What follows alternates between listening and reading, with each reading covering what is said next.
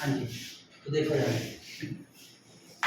पहली बात जैसे वर्कमैन कॉम्पनसेशन रिजर्व था जो कि स्पेशल रिजर्व है, इसी तरीके से एक और रिजर्व है जिसका नाम है इन्वेस्टमेंट फ्लक्चुएशन रिजर्व। क्यों बनाया जाता है वो सुनो पहले। भाई जब आपकी जो बुक वैल्यू है, यानी कि इन्वेस्टमेंट की किताबों में जो कीमत है और जो मार्केट में उसकी कीमत है, जब उन दोनों कीमतों में कुछ डिफरेंस आ जाए, तो उस डिफरेंस से अगर आपकी फर्म को कोई लॉस हो रहा हो, समझ में आया, तो उस लॉस की जो भरपाई है वो इस रिजर्व से की जाती है। यानी कि एक और चीज कि सर सिर्फ लॉस के केस में ही इस रिजर्व का यूज होगा, तो जवाब है यस। प्रॉफिट के केस में नहीं, लॉस के केस में। यानी कि जब आपकी किताबों में जो कीमत है वो एक्चुअली में ज्यादा है और मार्केट में कीमत कम है, तो एक तरह से फर्म लॉस में चल रही है। देखा जाए तो मार्केट में तो इन्वेस्टमेंट की कीमत ही कम हो गई है, तो फिर फर्म को लॉस हो रहा है, तो उस लॉस की भरपाई हम आमतौर पर इस रिजर्व से कर सकते हैं।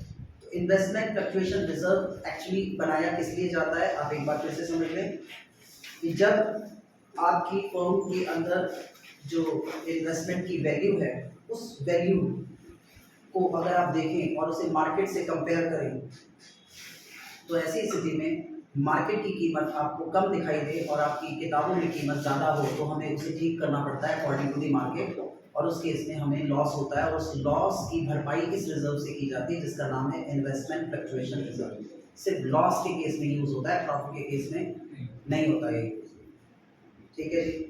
तो अब इसमें क्या केसेस बनते हैं, जैसे हमने अभी वर्कमैन कॉम्पनसेशन रिजर्व में केसेस बनाए थे, वैसे ही केसेस इसमें बनाए। इन्वेस्टमेंट फ्लक्चुएशन रिजर्व, तो आपका केस ये है कि आपको क्वेश्चन में कोई इंफॉर्मेशन गिवन ही नहीं है। सर किस प्रकार की इंफॉर्मेशन गिवन नहीं है?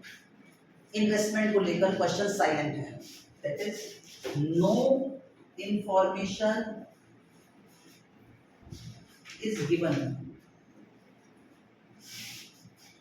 यानी कि जो इन्वेस्टमेंट की कीमत है ना, उसमें कोई चेंजेस नहीं है, जैसा है वैसे ही नहीं, ये कह सकते हो। या क्वेश्चन के अंदर आपको कोई इंफॉर्मेशन ही गिवन नहीं है, nothing is to be given in your question. Investment को लेकर आपका क्वेश्चन साइलेंट है। किताबों में इन्वेस्टमेंट 1 लाख से मार्केट में कितनी है कुछ नहीं लिखा, जिसे कहते हैं नो इंफॉर्मेशन गिवन। तो क्या करना है, ये जो इन्वेस्टमेंट फ्लक्चुएशन रिजर्व है, मैं इसे शॉर्ट फॉर्म में IF रिजर्व लिख रहा हूँ, इसको पार्टनर्स के कैपिटल अकाउंट में बांट दो इन ओल्ड रेशियो।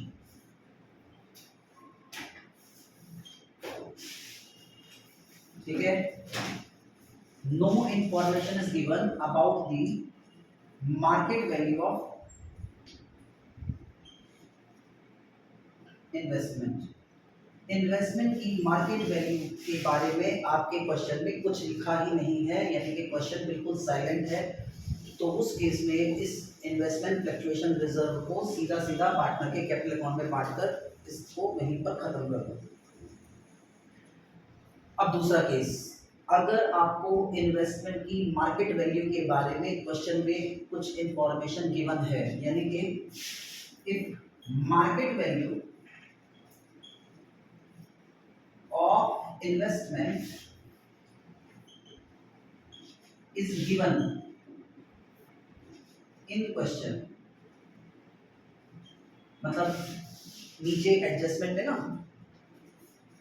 इन्वेस्टमेंट की मार्केट वैल्यू के बारे में कुछ बात लिखी हुई है, तो आपको उस बात को पढ़ना है कि वो क्या लिखी है। क्या लिखी हो सकती है सर? लिखा हो सकता है कि जो मार्केट वैल्यू है इन्वेस्टमेंट की, ये केसेस हैं। पहला केस कि जब इन्वेस्टमेंट की जो मार्केट वैल्यू है, मार्केट वैल्यू ऑफ इन्वेस्टमेंट, वो बुक वैल्यू ऑफ इन्वेस्टमेंट के बराबर है।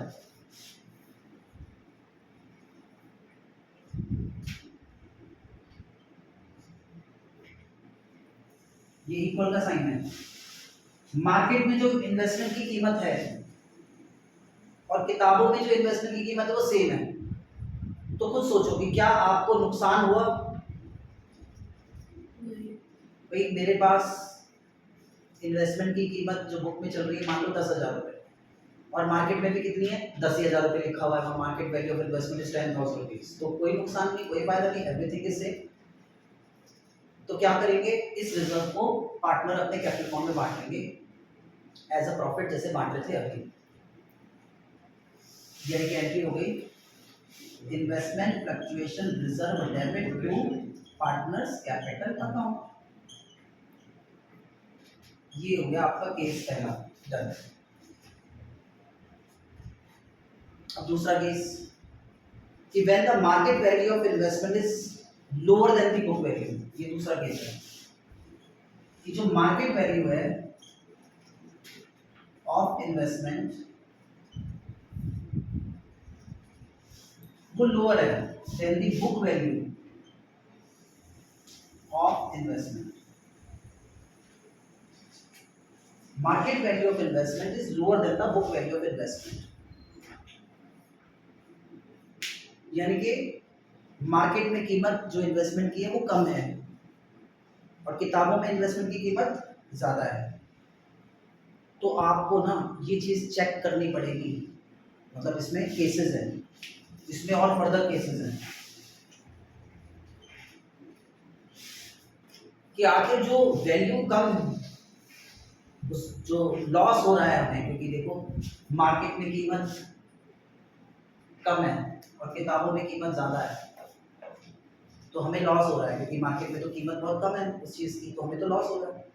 तो वो जो लॉस अमाउंट है ना, उस अमाउंट को कंपेयर करना है रिजर्व से।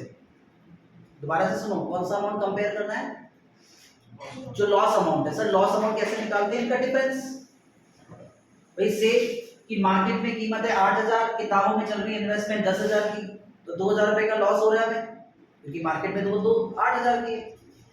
तो वो जो 2,000 रुपए का लॉस हो रहा है ना, that is called loss amount. उस लॉस अमाउंट को रिजर्व से कंपेयर करना है, ठीक है। क्या करना है, उस लॉस अमाउंट को, लॉस ऑन इन्वेस्टमेंट, मान लो कि वो रिजर्व के बराबर है। किसके बराबर है, इस इन्वेस्टमेंट फ्लक्चुएशन रिजर्व के बराबर है। तो उस केस में सारा का सारा जो IFRS है वो उस लॉस की भरपाई में खत्म हो जाएगा। यानी कि एंट्री होगी investment fluctuation reserve debit to investment. आया समझ में, क्लियर होगी बात ये वाली। अगला क्वेश्चन, अगर आपका लॉस अमाउंट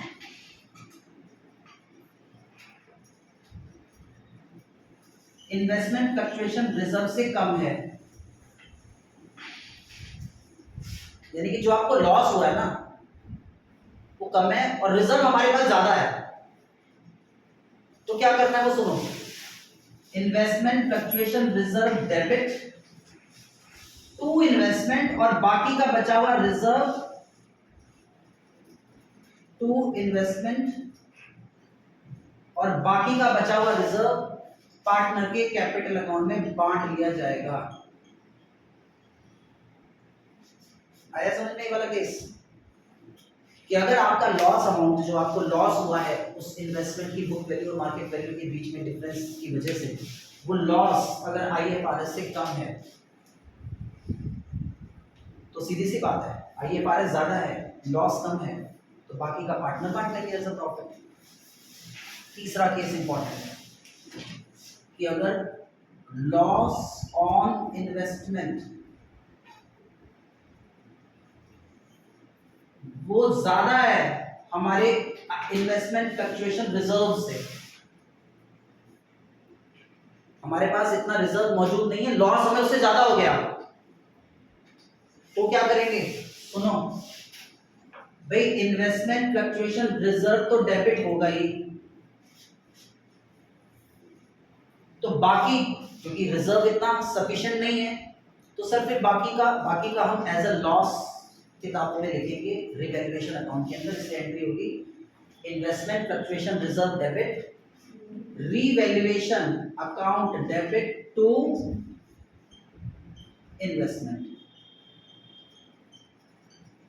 आया समझ में, क्लियर होगी बात? सर इसका मतलब कि ये हमने किताबों में है सर रिवैल्यूएशन अकाउंट में इसलिए लिखा है क्योंकि लॉस है। यस, मतलब एक्चुअली में हमारा रिजर्व इतना सफिशिएंट नहीं था, तो बाकी बचा एज अ लॉस बुक हो गया। अब ये लॉस कौन बियर करेगा? पार्टनर्स बियर करेंगे, इसलिए एंट्री होगी पार्टनर्स कैपिटल अकाउंट डेबिट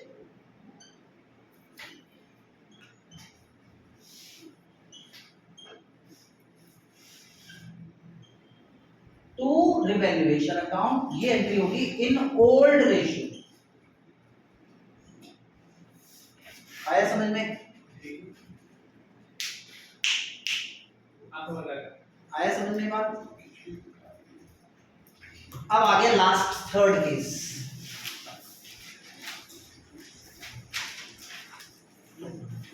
यहां बना रहा हूं थर्ड केस।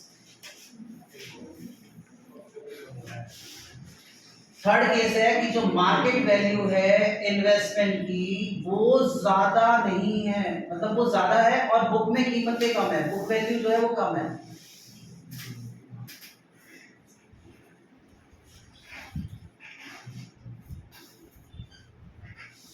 मतलब मार्केट में इन्वेस्टमेंट ज्यादा दाम की है, किताबों में कम की चल रही है, तो हम तो यहाँ गेन में, फायदे में। तो सर फिर क्या होगा?